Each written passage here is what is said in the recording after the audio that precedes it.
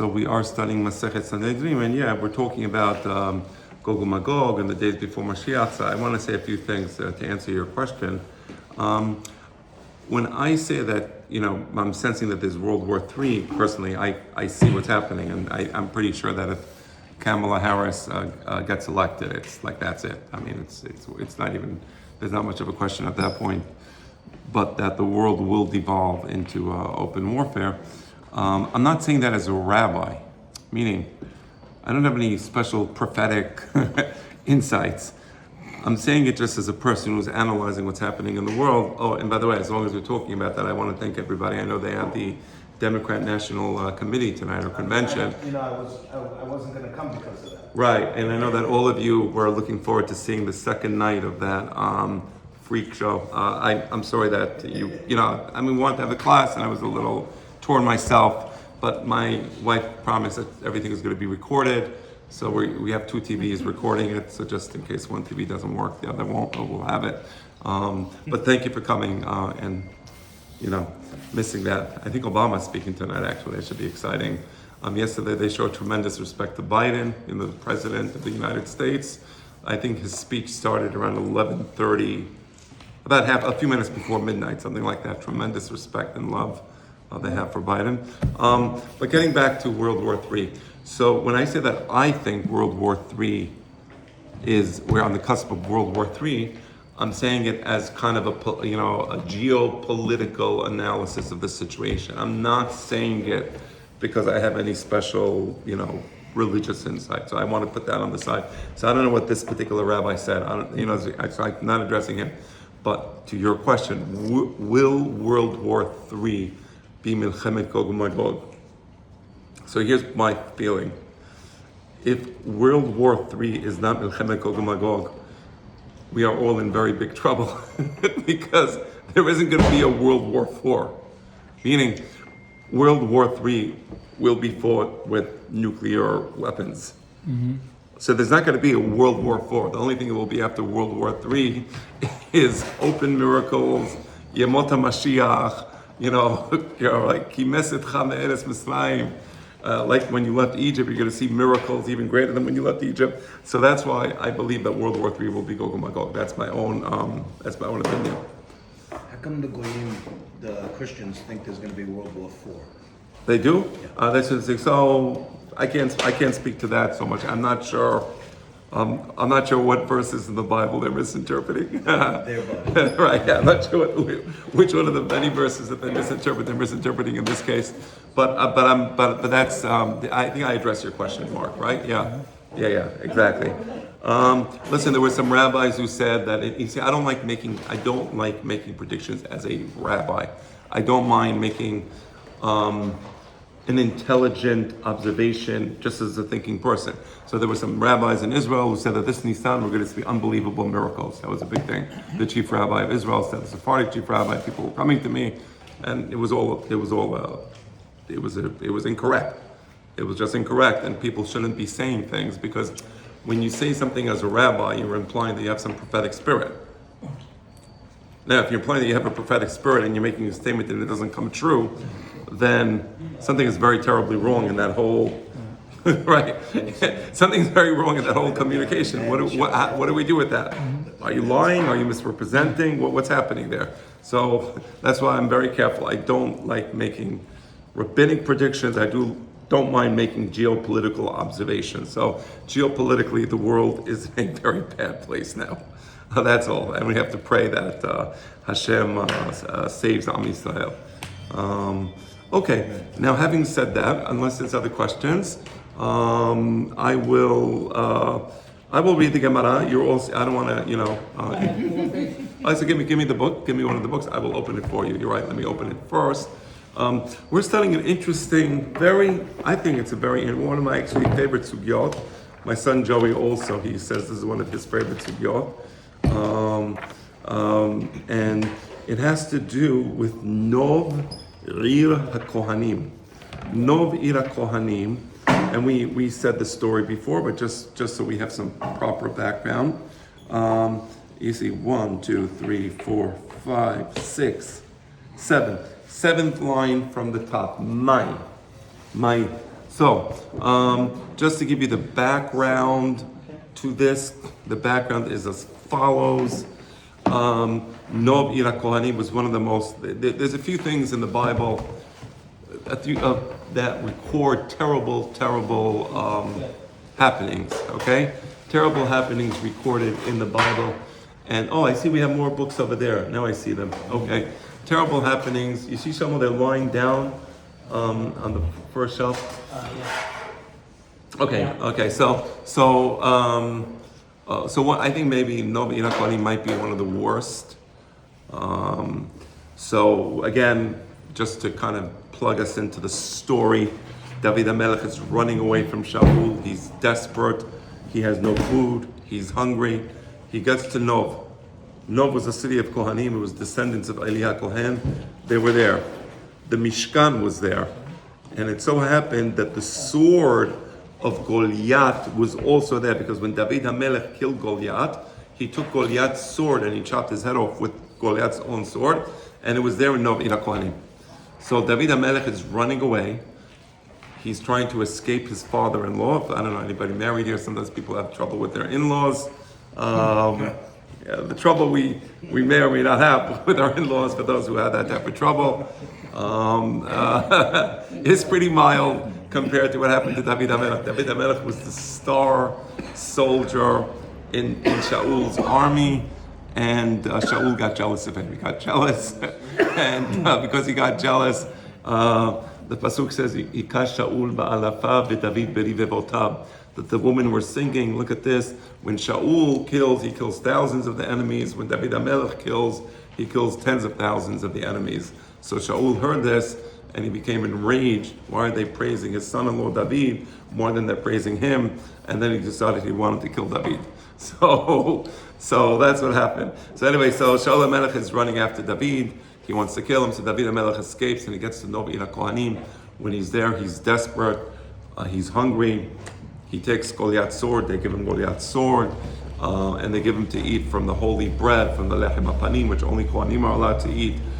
They give him to eat it. They allow him to eat it. And present in Nov Ira Kohanim at the time was one of Shaul's main advisors, was Doeg HaEdomi. Doeg HaEdomi is there. He sees the whole thing. He goes back to Shaul. He says, lying. Well, the politicians, unscrupulous leaders, they always seek to cause discord, because when there's discord, you can grab power for yourself. So the Doeg HaEdomi was a very cynical, evil person. He wanted there to be discord. So he went to Shaul. He told him, look, you know that the city of the Kohanim, they rebelled against you. And Shaul was already a little crazy. He says, what? They rebelled against you. David HaMelech was there. They gave him the sword of Goliath, and they gave him food. So when he heard this, he takes his army to Nov Ira Kohanim. And again, this is probably one of the worst sins in the Bible, arguably, at least. Maybe one of the worst things, maybe there was worse things than this. But this certainly was horrible. He takes his army to Nov Ira Kohanim, and the soldiers, they're afraid to do anything to the Kohanim. I mean, after all, the Kohanim, they're priests.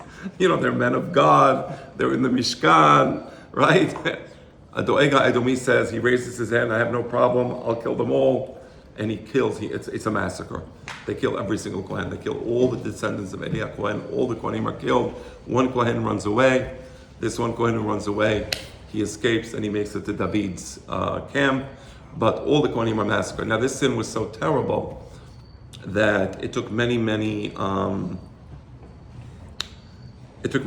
events for the Avon of Nov Ira Kohanim to finally be cleaned up. You see what I'm saying? Meaning, sometimes there's an Avon that's so bad that it's not one event that's enough to clean up the Avon. You need, unfortunately, right? Shelo neda, shelo neda bar minan. If a person does an Avon and then bad things happen, and something else happens, and another thing happens, and the person's like, looking at the black hole and saying, does this black hole have a bottom?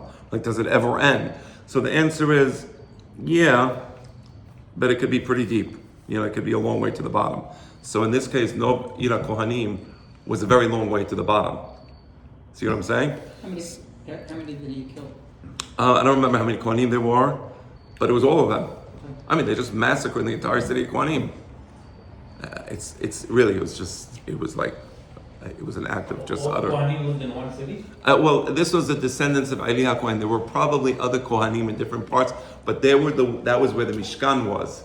So they were in charge of the Mishkan, and you're right, there were descendants of Pinechas, of Elazar HaKohen, because Eli was a descendant of Itamar, Pinechas was a descendant of Elazar. They were not, at this time, Pinechas, Elazar, they were not in charge of the Mishkan.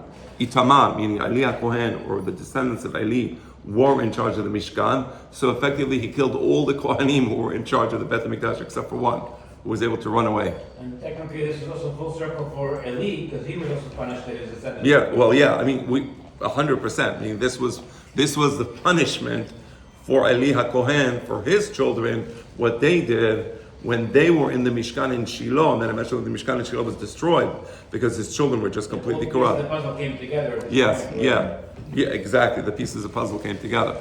But nevertheless, a massacre is a massacre. I mean, it was unbelievable. So here's what's happening. So now we're count 7 lines from the top of the page. 1, 2, 3, 4, 5, 6, 7. Mai. You see the word Mai? Mai od hayom benov la'amod. So this is Isaiah. This is a verse in Isaiah. Isaiah is mentioning Nov. The city of Nov is mentioned by Isaiah. So what is Isaiah doing mentioning the city of Nov? That's what we're going to be studying now. Mai od hayom benov la'amod. What is this about? And it literally means, the verse literally means, on this very day he shall be standing in Nov, meaning on this day he will arrive to Nov. What is this talking about? It's talking about Sanhedrin. When Sanhedrin destroyed all the cities around Jerusalem, and then he comes to Nov. Nov is the last spot. Right before Jerusalem, there's Nov. So Isaiah was alive at this time. Isaiah was alive when Sanhedrin destroyed. Sanhedrin, of course, was the king of Assyria. You remember, he was the Assyrian king. So he destroyed the 10 tribes. He took the 10 tribes. There was Sanballat. Then comes Sanhedrin a little after him, Assyrian also, and he destroys all the cities around Jerusalem. Od hayom benov la'amod, amar Abuna. So he gets to, so down on this day, Isaiah is prophesying. On this day, he shall reach the city of Nov. Amar Abuna. Oto hayom nishtayer me'avona shel Nov. What does it mean on this day he shall reach the city of Nov? Meaning, the remnants of the sin that was committed in the city of Nov, on this day we will have the final accounting for what took place in Nov, right? You understand? That's the point. Some people say, Shalom, by the way, of course we don't judge. We in no way judge individuals, God forbid, obviously. I mean, you know that. What happened on October 7th was beyond description. But clearly it was a mistake. It was a national mistake that we did as a nation, abandoning or leaving Gaza. Just it was reckless. It was my purpose is not to polemicize against the leaders.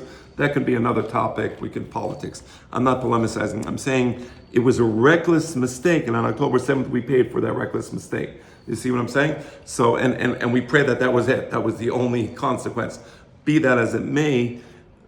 So sometimes things happen decades later, or in this case, centuries later. This is centuries after Nov. So Rav Huna says, on this day, the final remnants of Nov Ira Kohanim are going to, the final sin of Nov Ira Kohanim, the remnants are going to be cleaned up. Okay, what happened? Amrele Chalda'eh. So there was, now before they would go to war, they would go to the astrologers. So astrology was a very strong thing in these days. People believe very strongly in astrology. This was part of pagan society. And astrology, by the way, it was, just so you know, it wasn't viewed as some, like a type of avodah zarah. It was viewed more in scientific terms, meaning they believed that as a scientific matter, if you were born in this time, this could happen. If you were born in that time, that could happen. It wasn't viewed necessarily in terms of some deities or some gods, right? But this was part of pagan thinking. So part of the scientific matrix within which the pagans operated was astrology. Today we know astrology is nonsense, of course, right? There's no astrology in Kabbalah? In the real Kabbalah, no. No, meaning there's a lot of variants and there's a lot of threads, but in the real Kabbalah, no. There's no astrology. The idea of astrology, so if you look at the stars, you see the particular shape. So maybe you see Orion. So you see Orion in the winter, right? So soon you'll start seeing Orion before sunrise on the eastern horizon, because it's the end of summer, right? So let's say you see a particular shape. Supposedly it's a shape of a warrior. Okay, whatever. So you see the shape of a warrior. Now, these stars, you see, oh, look, the stars like this, 2 stars here, 2 stars here, 2 stars here, 2 stars here. Then you have the belt in the middle, 3 stars. And then you have like a little other belt. So that's a sword of the, okay. So you have all these stars. Yeah, I see the shape in the sky. It's a shape, I see the shape, it's a warrior. It's a question of perspective. Of course, those stars are not close to each other at all. The stars could be, billions and trillions, and they are, not they could be.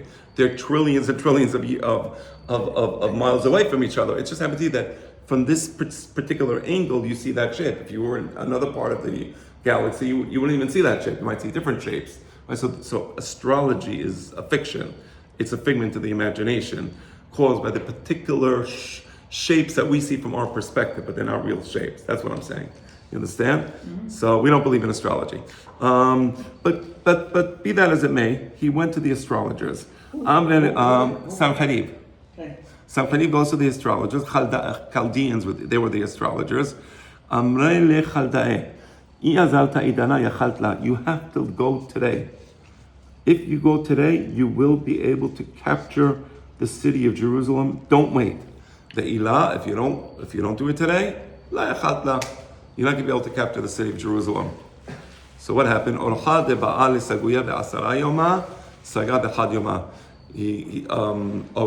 distance, a road that would have normally taken 10 days, they went so quickly that it took 1 day. In 1 day, they got to the city of Jerusalem.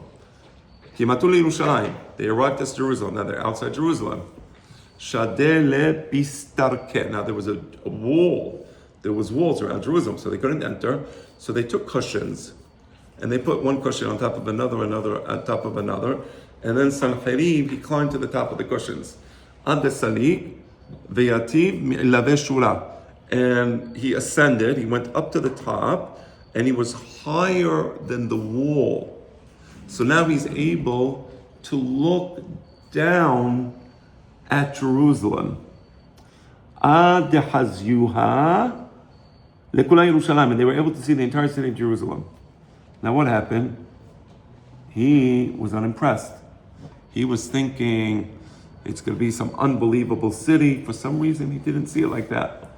He thought it was a very unimpressive city. It's small. It's nothing. What's Jerusalem?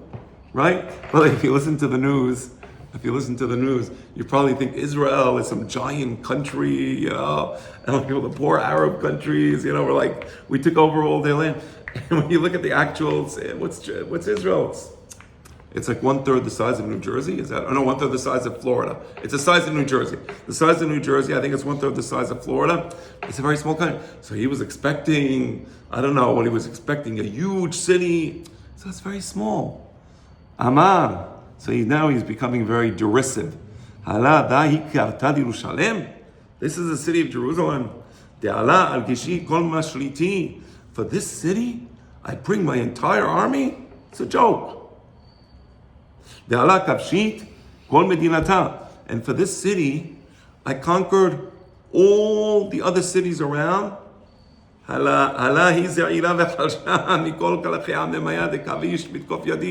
He says, this city is the smallest and weakest city. From all the cities that I've conquered, from all the cities that I went to war with, this is nothing.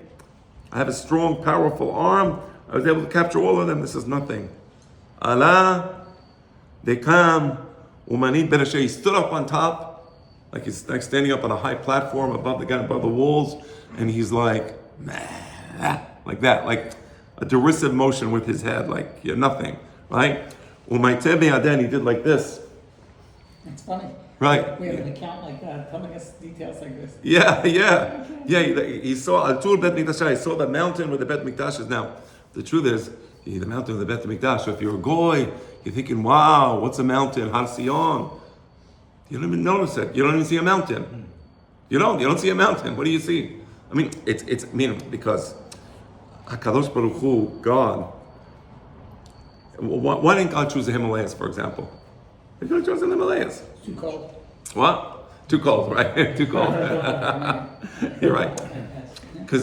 Because God is so infinite and so above anything physical that had he chosen a large mountain, you would somehow be implying that this mountain can somehow capture the grandness of God. So I'm not going to choose, I won't choose Mount Rushmore. I won't choose in the Continental Divide, the Rocky Mountains, whatever, the Pikes Peak. Pikes Peak is our highest point in the Rocky Mountains. I won't choose K2 in Pakistan. I'm going to choose the Himalayas. That's more like it. That's already a little closer. So the answer is no. It's not a little closer. It's not even a little close. There is no relationship between God's greatness and something physical. So God intentionally chose something that physically is not impressive. Because if you're looking to be impressed physically by Har Sion, there's nothing there. There's nothing. By the way, where's the Kodesh HaKodashim? So you have the mosque of Omar, the golden, the golden mosque. It originally wasn't a mosque. Let me tell you what that was. Originally, it was a shrine. A shrine is a place where you commemorate a holy religious artifact. Inside there, they have some rare video footage. Nobody's allowed in, by the way, unless you're Muslim. If you're not Muslim, you can't enter the actual. Not last week. No. The Harabayit, people go up. The Harabayit. You're thinking about the Harabayit, the Temple Mount. So the Temple Mount. Okay, so you're in the Kotel and you have the ramp on the right side. It goes up to the Temple Mount. That's a Temple Mount. So that anybody can go up. Technically, I mean, according to Jewish law, you're only you. I went up there with Shlomo and Ike and Joey. You have to make Tevilah and Mikveh and other preparations, whatever the preparations are. But theoretically, you can go up, right?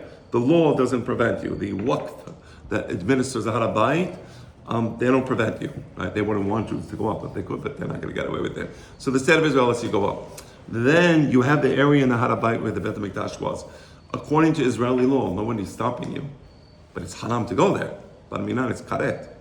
Meaning, if a Jew goes to the place where the Bet HaMikdash was, by the Bet HaMikdash, I mean the Azarat Yisrael and further in, it would be karet. Now, where the Mosque of Omar is, I believe that's what it's called. Okay, it doesn't matter. The Golden Mosque originally was not a mosque; it was a shrine. Al-Aqsa? No, Al-Aqsa is the silver one on the side, on the southern rampart of the Temple Mount. That's a mosque. Al-Aqsa Mosque, that's a mosque. The golden one was originally a shrine. And why was it a shrine? So let me explain to you how the mountain is designed. So you have the Harabayit, you go up the ramp, so you're going up. The more you go towards the Kodesh HaKodashim, the higher up you're going. Now, for example, people say, how do you know where the Bet HaMikdash was?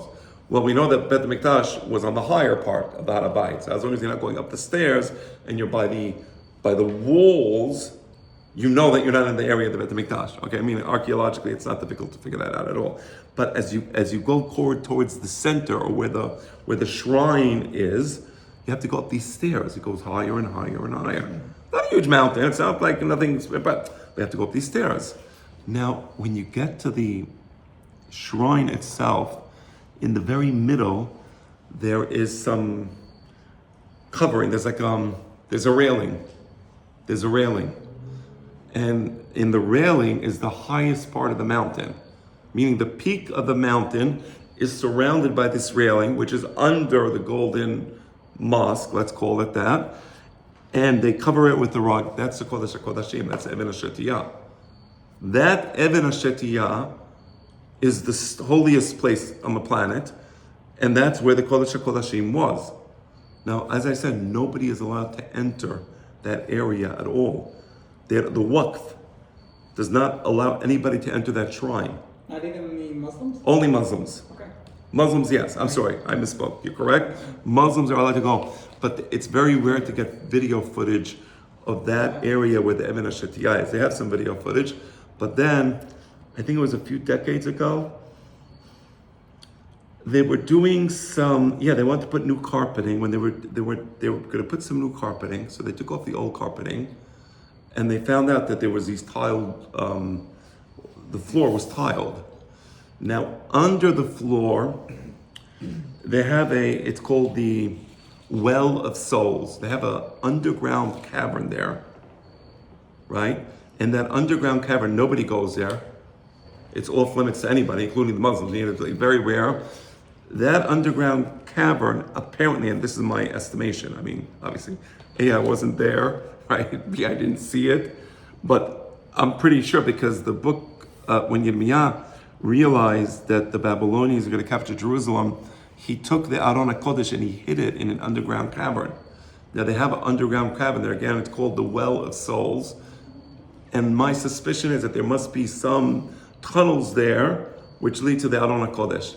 Now again, nobody goes there. Nobody touches that area.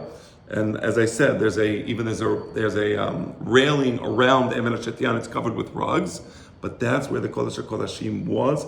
And apparently the Aron HaKodesh is somewhere underground over there in one of those tunnels, right? So that's so from a physical point of view, you're looking at the mountain, or this is the peak of the mountain. It's not very impressive.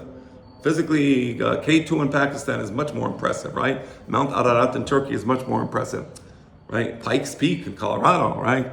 Rocky Mountain High. But that's the point. The point is, as impressive as these mountains are, they're nothing compared to the glory of God, right? So God doesn't need a mountain to make himself, sometimes a person wants to wear want to wear like a shirt, like they have it shows up on my Instagram feed, like a muscle man shirt, so like tie it around the arms, whatever, it's like he's trying to make himself look good because he's, right? So if you're really muscular, you don't need a muscle man shirt, do you, right? So it's the same thing. If HaKadosh Baruch Hu is so great and his grandeur is so immense, he doesn't need to impress us by putting himself on the high mountain, the Shekinah. So he intentionally chose Harabayit. So now getting back to the story, he's looking at Harabayit. He's thinking he's going to see the Himalayas, I don't know what. He doesn't see it. He does like this. He's looking at waves with his hand derisively, right? He made a mistake, by the way. He shouldn't have done that. Shouldn't have done that. So the Kamu Manid Bereshem Uvilu Maite Beyadeh like this. Al Tul Bet Mikdash, on the mountain where the Bet Mikdash is that I just described to you, that mountain, the Bet Zion, that's Mount Zion. The Al Azar Tadi Yerushalayim, he saw the place where the Bet Mikdash was. He was like, what is this? This is nothing, right? Amre Nishte Be Yada Haidana. So his advisors were telling the king, let's go, let's enter the city. What are we waiting for? Amalehu Tamitu Lemachar. Tamitu. Look, now we just came from a long trip. Let's relax. Take it easy. Let's rest. There's no rush. It's gonna be easy. They ain't going anywhere. Nobody's running out of the city. Lemachar, I tell you, kol had b'chad minaychu kol mo. Hereg mineh. Tomorrow, here's what we're going to do. This is the plan. Tomorrow, when you have a letter and you want to seal the letter, we don't do that anymore. You have like a wax, so hot wax, you put it on the part where to seal the envelope, right? Hot wax. And every person had a seal that they would stamp the letter with. So this letter came from Mark, this letter came from Jeff, right? Like that, you see the seal. So each one of you has a seal. All I need from you is tomorrow, each one of you grabs a piece of stone from the wall, chisel a piece of stone from the wall, the size of the seal that you use for your letters, and the whole wall will collapse. There'll be nothing left of the wall. Like it says, he's saying it's such a small city. It's nothing. We just chisel a small piece. We have 200,000 soldiers. Just chisel it, and it will be over. Bahi, balayla hahu. They all go to sleep. As I said before, this was the first night of Pesach. Vayesem alach Adonai, vayach b'machane Ashur 185 alef. Are you on that. picking up on that it's the first time because of the Lashon? Oh no, it just is. I Interesting. I like that. Yeah. It's Vayibachasot halayla, right? 14, I don't know, I'm just wondering, is that Balayla hu natidah shilat hamelech. There was also a line at Pesach, by the way. Yeah, all The Balayla hu natidah shilat hamelech night is also? was the night of Pesach. Baruch atah Adonai Eloheinu melech haolam shekol hem baro. Amen. So so that night, angel of God goes. You're all sleeping. Vayach b'machaneh Ashur, 185,000 dead. V'yashkimu b'boker b'nei kulam pegalim metim, and they wake up the next day. Everybody's dead. It's over. There's nothing. There's nobody left alive except for the king and his two sons. Again, I'm going to read the pasuk again. Vahi b'layla hahu.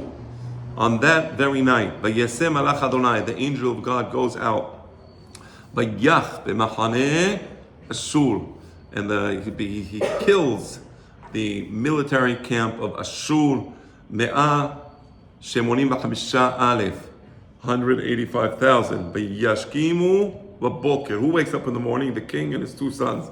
V'hineh kulam pegarim metim. Everybody dead. It was over. Okay. Amar Rav Papa, Haino de Amne Inshe Batina Batel Dina. There's a saying, a colloquial saying in Aramaic, justice delayed is justice denied, right? Ever hear that a saying in English? Justice delayed is justice denied. And sometimes people are fighting, they go to court, it's like hundreds of thousands of dollars, one lawyer, hundreds of thousands of dollars, another lawyer, what am I saying, hundreds of, probably now it's millions, right? By the time they come to there's nothing left in the estate, it's all over. People, Chazat, they get into fights when somebody passes away, Shalom Nidam. Fighting and this and that. There's nothing left. One side's lawyer took everything. Years later, justice delayed is justice denied, right? So here, you were supposed to capture the city of Jerusalem that very day. Instead of capturing the city of Jerusalem that day, you said, I just want to delay it by one night. Let's get a good sleep. Never happened. It's over. Okay. So let's continue. So that was part of the story of Nov Ira Kohanim. Namely the horror that they all felt that they were going to be massacred that night. That horror itself was the final kaparat avonot for what happened in Nov Ira Kohanim. You understand? Mm-hmm. Now let's go back a few centuries. Let's go back to the days of David HaMelech. So it's like 400 or 500 years earlier. The pasuk says, I'm going to read to you the pasuk, and this is part of it's giving you, so you have a movie and then you have the prequel, right? The prequel to the movie. So this is a prequel, okay? So I'm reading you the pasuk. The pasuk says like this: Ve'yishbi benov. In the city of Nov, there was a person called Yishbi. Asher b'nidei harafa. This person Yishbi was a descendant of the Rafa. Now in Hebrew we say Rephaim. So Rephaim is a name for the giants. So Goliath was one of the descendants of the giants. His mom was Orpah. So there was Ruth and there was Orpah. Ruth is the one who decided to go with Naomi and enter the land of Israel. Orpah was the one who decided to return back to Moab. So she goes back to Moab. Her two sons, one of them is Goliath. Now Goliath was killed by David HaMelech. The other one was Yishbi. So this is after Goliath was already killed. This is at the end of the book of Shemuel. David HaMelech is a very old man, and Yishbi, he wants to take revenge for what happened to his brother. So he wants to kill David HaMelech. So the Yishbi Benov. So at this time Yishbi is Benov, and interesting, there's that word Nov again, right? In fact, let me read to you the pasuk earlier. I will read the pasuk beforehand so you see the context. But there was one final war of the Philistines against the Jewish people.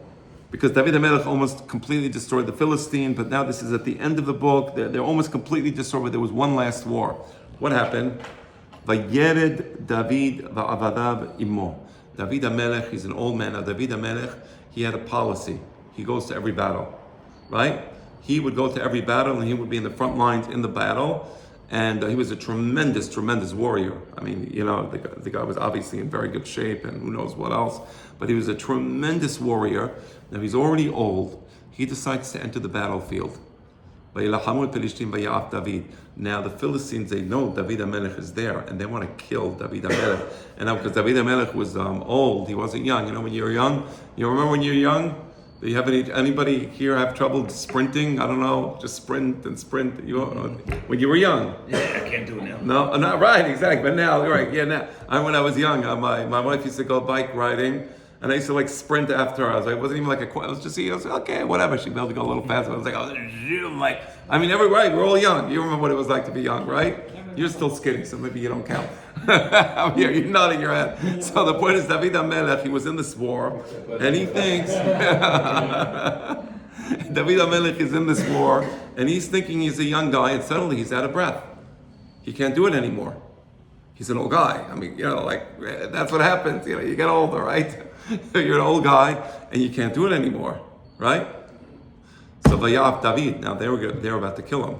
So what happened? Now, reading the pasuk from the sugya, the Yishbi Benov, Yishbi, the brother of Goliath, was there in the city. Asher b'nidei harafa. This Yishbi is the descendant of the giants. Umishkal keno shelosh meot mishkal nechoshet. His his spear, it weighed 300 talons of or 300 shekels of copper. It was a huge spear, like bahush, right? He had new armor on. He wants to do one thing. He wants to kill David HaMelech. So the guy is like obsessed with killing David HaMelech. And Chazit David is old and he's running out of breath. And now everybody sees what's happening here. They're getting scared. So what happened here? What happened with David HaMelech? What happened with Yishbi? Now we're going to read the story. Till what time should we go? You give me the rundown. 10 minutes, you want to go? 15 minutes would be great. And 50, so we'll finish at 9:20? Yeah, it's okay. Okay, yeah, with my pleasure. Okay, all right, so you're getting the gist of what's happening, right? So why is it telling us the Yishbi is the name of the giant, is in Nov? Amar Rabbi Yehuda Amarav Ish Sheba Aliske Nov. It wasn't in the city of Nov, but this was payday. This was because of what happened in Nov. Now David HaMelech is going to suffer the consequences of what happened in the city of Nov. You understand? Yishbi Benov. Ish, this person, Yishbi, is coming. God is sending him to punish David for what happened in Novi Kohanim. You understand? Yishbi Benov. Amalei HaKadosh Baruch Hu David. And God told David HaMelech, for how long is this sin going to be hidden in you, in your hand? Meaning, you have to pay for it. Again, did he do it on purpose? What did he do it on purpose? He was desperate. But when you do my father wrote about this a lot. In fact, one of his books that was never published, it's a beautiful book, and I can't wait for it to come out. It's going to be coming out soon. The first volume was supposed to come out a few months ago, but then with the war in Israel, it's current publishing, everything got delayed. But now they're telling us it's going to be out around Rosh Hashanah, Sukkot, I hope, Be'ezrat Hashem. So this volume, it's going to be 5 volumes. The first volume is coming out. One of the things in the new volume is going to be an unpublished book. And this unpublished book has, I think, 5 chapters. And one of the chapters is called Political Teshuvah. And in the chapter on Political Teshuvah, he discusses national sins. How national catastrophes come from national mistakes. Not being preachy. We're not talking about, you did Avodah Zarah, and because you did Avodah Zarah, God is going to punish you. We're not talking about that. That's a different story. We're talking about unintelligent political decisions. Meaning, if you do something as a nation that's unintelligent, there will be consequences to those unintelligent decisions. You understand? That's the idea of, and we have to make political teshuvah. We have a responsibility as a nation to act in an intelligent fashion and not to make mistakes, right? I'll give you an example. Thank God Israel has weapons. And Baruch Hashem, it was intelligent. They have their own weapons and they're good. Although they get everything from America, some people would argue, why don't you have your own factories and manufacture? Okay, fair enough. That's an intelligent discussion. Should Israel manufacture its own weapons? But so far, thank God, they're good. They're not running out of weapons. They're in a good place. But that would be an example of a political decision. We can't do stupid things because, but I mean, not if we didn't have weapons, we'd be in big trouble. But thank God we have it, right? I'm trying to be positive. I don't want to say like what happened in Gaza was a stupid thing. So I'm trying to find something good to say that, right? You see what I'm saying? Okay. So the point is, so David HaMelech, he made a mistake. He didn't do anything wrong. It wasn't a moral mistake. It's not like, he's morally responsible for what happened to the Kohanim, but what he did led to their death. So God is telling him, you have to pay back. Because of you, the entire city was massacred. You went to the city.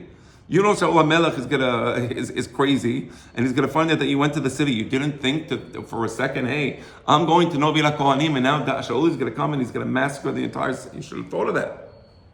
And because of you, Doeg HaEdomi, who himself was a little Majnun case, he uses the opportunity of what you did, and he tattletales on Novi LaKohanim. He lost his Olam Haba. You're also responsible for that. If you do something and you cause somebody else to sin, we bear some responsibility. And at the end, finally, Shaul was killed and his 3 sons were killed in a horrible battle. So all this is because of you, David. Now it's time for you to pay up. You're an older man, pay up. And I'll give you 2 options. One option. I'm going to kill all your children. That's one option. Option number 2, I'm going to put you in the hands of your enemies. What do you prefer? You want to be captured by your enemies, or you want to, bar minan, have your children massacred? Which one do you want? David HaMelech answers God, Mutab emasel biyad oyev. I prefer to be myself handed over to my enemy. I don't want my children to be destroyed. Here's what happened. Yom Echad Nafak. One second. Hold on one second. Here we go. Okay. Yom Echad Nafak Liskor Bazai. One day he went out. Nafak means he went out, and he went out with the hawk. I don't know how they did this, but they used to use the hawk to help them in hunting. I'm not sure how exactly. Okay? A hawk is a very intelligent bird. They're highly intelligent. Is it a carnivore? Well, yeah. And it's not kosher either. But some of these birds are very intelligent. I once saw this, I don't know if you saw, they have, the raven apparently also is very intelligent. They have this thing on Joe Rogan, where the raven, there was a cat that was trying to get the raven, and the raven messed up the cat so badly, he had these 2 cats fighting each other. He was causing the cats to think that it's the cats that are attacking each other. It was really the raven. He was like, pecking them somehow. And then the cats, they started fighting, and then they scratched each other. I'm not using any bad word. They really and then they fell off the building, and then they got smashed down, and the raven was going down like he was still continuing to follow them. It was kind of funny. So, so some of these animals, they're very intelligent in a bad way. So I don't know what it is with the hawk. Let's get back to the story. Somehow the hawk helps in the hunting. Maybe they chase the animal, and the animal gets terrified, and then they ambush it. Okay, whatever it is, ata satan. So the Satan comes, the idmele ketavia, and he made a camouflage, a mirage that there's a deer. Now they're hunting deer. What are you hunting? You're hunting a deer. Perfect, kosher. So the idmele ketavia, patak begira. So he takes his bow and arrow and he starts shooting at the deer. He can't reach it. And the deer is running and running and running and running, and David HaMelech is running after the deer. Mashche. And the deer it goes in the direction of, in the Philistine area, which is where the Gaza Strip is today, interestingly enough. And that area has always been messed up, right, from our perspective, right? So he gets to Eretz Pelishtim. Now what happens? Yishbi, he sees this guy, a hunter. It's like, that's David HaMelech. So he sees him. Amar, Haino Haide Katlele Goliath Ahi. This is the person who killed my brother Goliath. Kapteh. He caught him, he tied him up. Hazit David, you know, what are you gonna do? Guy's Majnoon. This Yishbi. Kamteh, he folded him up. Otveh, Beshadeh Tuteh Badia. There was an olive press. I don't know if you ever saw an olive press, but what you do is in an olive press, you have this like long furrow where you put the olives in, and then you have a huge beam of wood, and you smash it down on the olives, and then you leave it there, and then the olive oil comes out, right?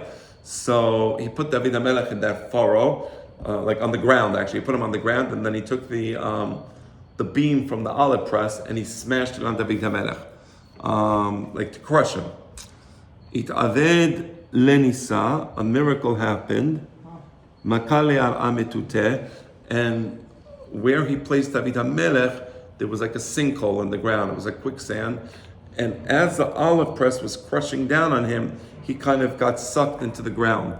Haynu dichtiv, and this is the pasuk says in Tehillim, Tarhiv se'adi tahtai velo ma'adu karsulai.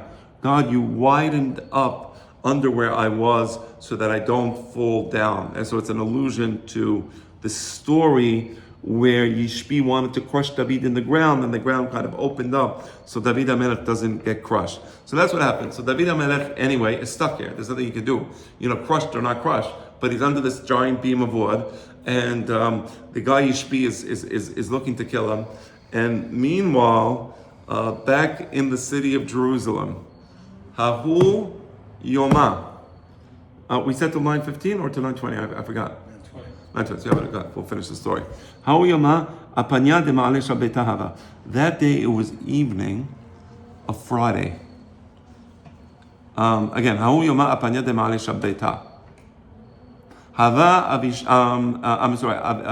it was. Avisha ben Seruya, Hava kachayif Rashel. It's a mitzvah before Shabbat to take a shower. That's a mitzvah. Part of Kavod Shabbat is we take a shower, we shampoo our hair, right? Yeah, it's a nice mitzvah, by the way. We're so blessed. We have these beautiful mitzvot. Our lives have such beautiful rhythm to them. Every Friday, take a shower, you clean yourself, get ready for Shabbat. So Avisha ben Seruya was the brother of Yoav ben Seruya. Yoav ben Seruya was the head general of David HaMelech. His brother also was a known soldier. His name was Avishai. He was shampooing his hair. He had 4 jugs of water, and he was shampooing his hair, getting ready for Shabbat. He's feeling good. What happens as he's shampooing his hair? He saw blood. He saw blood in the water. He doesn't say what's going on. Imagine it's like a horror movie, like you're pouring the water, suddenly blood. There's another version of the story. That while he was shampooing his hair, that there was a beautiful dove, and the dove was going crazy. It was like squawking in front of him, going nuts. The guy's like looking at the dove. He's like saying, what is happening here? Amar Knesset Israel Leona imtela. The Jewish people have been compared to a dove. Shene'eman kanfei yonah nechpa. Bakesef, it's also in Shir Hashirim, Torah Zahavim Nukudot HaKasef. So because the dove is a very peaceful animal, so a very beautiful bird, so the Jewish people are compared to a dove. So he sees the dove, or he sees the blood, whichever version of the story you want, and he understands something's wrong. So he has an intuition, saying, I didn't see David HaMelech the whole day. Something's happening. It's intuition. Shema Mina, sometimes you have an intuition. If you have an intuition, some people, when they have an intuition, take it seriously. Some people are very good at this. It's like, I know some people who, if they think something, take it seriously. Shema mina, David Malkad Yisrael v'Salah Shalei. An intuition was something is up with David HaMelech. I didn't see him today. Something is up. Atan leveteh. He went to the house. He went to the palace of David HaMelech. He's not there. Now he wants to take the horse of David HaMelech, because the horse of David HaMelech was a very strong, fast horse. He wants to look for David HaMelech. He wants to see where he is. But there's halacha, Amar, Tenan, En Rochemin al Suso. There's halacha that says you're not allowed to ride the horse of David HaMelech. Do you remember Haman? Haman, he goes to Ahashverosh. He thinks that Achashverosh wants to reward him, right? He says, so he says, yeah, the person that the king loves should be able to ride the horse of the king. Because back then, if you ride the horse of the king, you're Majnun, right? You think you're the king, right? That the horse of the king belongs to the king. So Haman, it shows you how he's thinking. The guy is thinking a twisted way. But anyway, Avishai, he's saying, I can't ride. By the way, we all have the custom that we don't sit in our father's seat, right? It's not just, right? Haram. No? Unless you ask try him. not to. Unless you ask him, Let's let's have get- that dining room table. We don't sit on my father's seat. Even after he passed away, we were in Netanya Shabbat. Nobody sat in that seat. Nobody dared. It's funny. Like he said, that's it. It's mutar. It's allowed. I'm not saying it's not allowed. But even after he passed away, nobody would sit in his seat. Like that's it. Like that part of the table is empty. That seat is sitting there. All right. That's a respect we show our elders. It's a correct way. It's a correct way. We don't show enough respect. That's a problem. Not that. But okay. And the halacha is you're not allowed to ride the horse of the king. You're not allowed to sit on his throne of the king. So for us, our fathers, our parents are like king, right? Then you're not allowed to use the scepter of the king. What do I do? Now it's a time of danger. I feel something is wrong with David HaMelech. I need his horse to try to find him where he is. I don't know what the halacha is. I went to the Bet Midrash.